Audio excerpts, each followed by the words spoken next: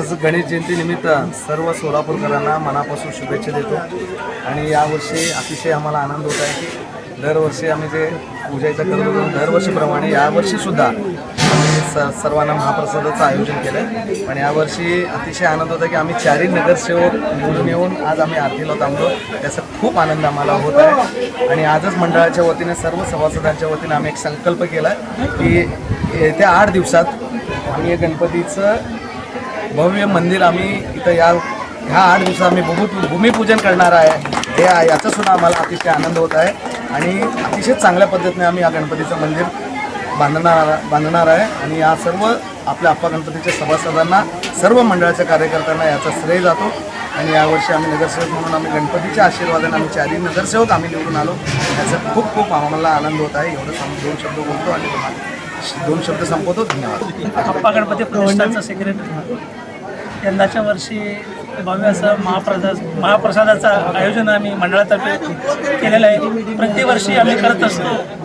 मंडळाचे आधारस्तंभ आमचे रमाकांत उलगम, गजानन कलशेट्टी यांच्या सहकार्याने व इतर सर्व देणगीदाराच्या सहकार्याने हा कार्यक्रम दरवर्षी पार पडत असतो.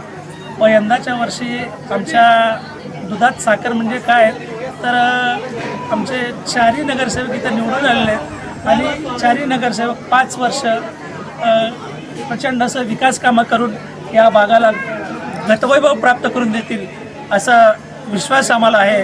आणि सर्वांना गणेश जयंतीच्या शुभेच्छा देऊन माझे 2 शब्द.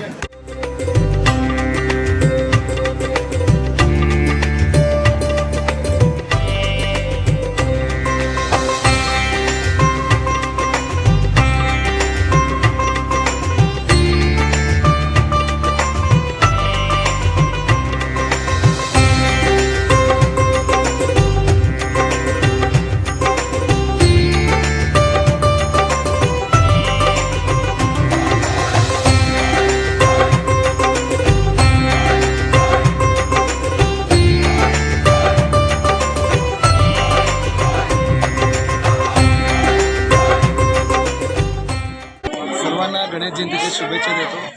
आज पूर्व भागात सगळीकडे जिथं जावं तिथं गणपतीची आरती करत आहे आम्ही.